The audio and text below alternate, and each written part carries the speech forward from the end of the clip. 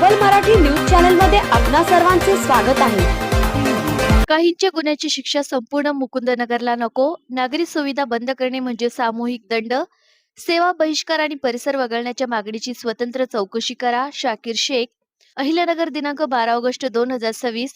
मुकुंदनगरमधील पथदिवा दुरुस्ती कर्मचाऱ्याच्या मृत्यूला जबाबदार असलेल्या आरोपींना कठोर शिक्षा झालीच पाहिजे। मात्र काही व्यक्तींच्या कथित गुन्ह्याची शिक्षा मुकुंदनगर, फकीरवाडा व दर्गेदार परिसरातील हजारो निरपराध नागरिकांना देणे योग्य नाही। या परिसरातील पाणी पुरवठा, कचरा संकलन, स्वच्छता, पथदिवे व अन्य नागरी सेवा बंद ठेवणे म्हणजे बेकायदेशीर सामूहिक दंड असल्याचे सांगत सामाजिक कार्यकर्ते शाकीर शेख यांनी संपूर्ण प्रकरणाची स्वतंत्र चौकशी करण्याची मागणी केली आहे। याबाबत शेख यांनी महाराष्ट्र राज्य अल्पसंख्याक आयोग, महाराष्ट्र राज्य मानवाधिकार आयोग आणि राज्याच्या नगर विकास विभागाला सविस्तर निवेदन दिले आहे। निवेदनाच्या प्रती नाशिक विभागीय आयुक्त, अहिल्यानगर जिल्हाधिकारी, जिल्हा पोलीस अधीक्षक तसेच संबंधित अभिलेख व इलेक्ट्रॉनिक पुरावे जतन करण्यासाठी अहिल्यानगर महानगरपालिका आयुक्तांना पाठवण्यात आले आहेत। अहिल्यानगर महानगरपालिकेच्या LED पथदिव्याच्या देखभाल दुरुस्तीचे काम करणाऱ्या खासगी कंपनीकडे कार्यरत धीरज परदेशी हे सहकार्यासह मुकुंदनगरमध्ये गेले असताना त्यांच्यावर जीवघेणा हल्ला झाला। उपचारादरम्यान त्यांचा मृत्यू झाला। ही घटना अत्यंत गंभीर, अमानुष आणि निषेधार्थ असून हल्ल्यात सहभागी प्रत्येक आरोपीचा निष्पक्ष तपास करून कठोर कारवाई करावी अशी स्पष्ट भूमिका शेख यांनी मांडली आहे। दिवंगत धीरज परदेशी यांच्या कुटुंबाला संबंधित कंत्राटदार कंपनीने कर्मचारी भरपाई, विम्याची रक्कम आणि लागू कामगार कायद्यानुसार सर्व आर्थिक व कायदेशीर लाभ तातडीने द्यावेत।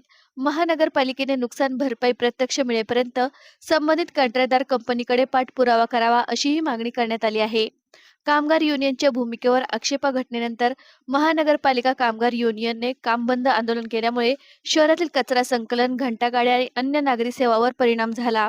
विशेषतः मुकुंदनगर, फकीरवाडा व दर्गेदार परिसरात अधिकारी आणि कर्मचारी काम करणार नाहीत अशी भूमिका घेऊन तेथील नागरिकांवर नागरी सेवा बहिष्कार घालण्याचा आरोप निवेदनात करण्यात आला आहे। युनियनने महानगरपालिकेचे विशेष सर्वसाधारण सभा बोलावून हे तीनही परिसर महानगरपालिका हद्दीतून कायमस्वरूपी वगळण्याचा ठराव मंजूर करण्याची मागणी केल्याचेही निवेदनात नमूद करण्यात आले आहे। एखाद्या गुन्ह्यातील आरोपींवर कायदेशीर कारवाईची मागणी करण्याऐवजी संपूर्ण अल्पसंख्याक बहुल परिसर महानगरपालिका हद्दीतून वगळण्याची भूमिका भेदभावपूर्ण, अधिकारबाह्य आणि असंवैधानिक असल्याचे शेख यांनी म्हटले आहे। महानगरपालिका कामगार युनियन ही शहराची हद्द निश्चित करणारी वैधानिक संस्था नाही, त्यामुळे संबंधित परिसर वगळण्याची मागणी तत्काळ फेटाळण्यात यावी। महानगरपालिकेने असा कोणताही ठराव मंजूर केला असल्यास त्याची अंमलबजावणी स्थगित करून तो रद्द करण्यात यावा अशी मागणी करण्यात आली आहे। आयुक्तांच्या भूमिकेची स्वतंत्र चौकशी करा। कामगारांच्या सुरक्षेची जबाबदारी महानगरपालिका आणि पोलीस प्रशासनाची आहे।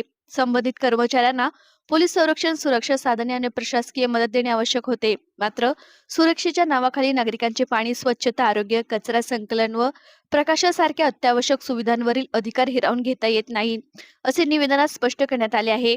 काम बंद आंदोलनाच्या काळात पर्यायी कर्मचारी किंवा यंत्रणा उपलब्ध करण्यात आली का? नागरी सेवा सुरळीत ठेवण्यासाठी कोणत्याही उपाययोजना करण्यात आल्या आणि युनियनची सेवा बहिष्काराची भूमिका आयुक्तांनी तत्काळ का फेटाळली नाही याची चौकशी करण्याची मागणी करण्यात आली आहे। महानगरपालिका आयुक्तांच्या भूमिकेवरच गंभीर आक्षेप असल्यामुळे त्यांच्या अधीनस्थ अधिकाऱ्यांकडून चौकशी न करता विभागीय आयुक्त किंवा स्वतंत्र वरिष्ठ अधिकाऱ्यामार्फत कालबद्ध चौकशी करावी। कर्तव्य पालनात कसूर आढळल्यास आयुक्तांसह संबंधित अधिकारी, कर्मचारी व युनियन पदाधिकाऱ्याविरुद्ध शिस्तभंग आणि कायदेशीर कारवाई करावी असे शेख यांनी म्हटले आहे।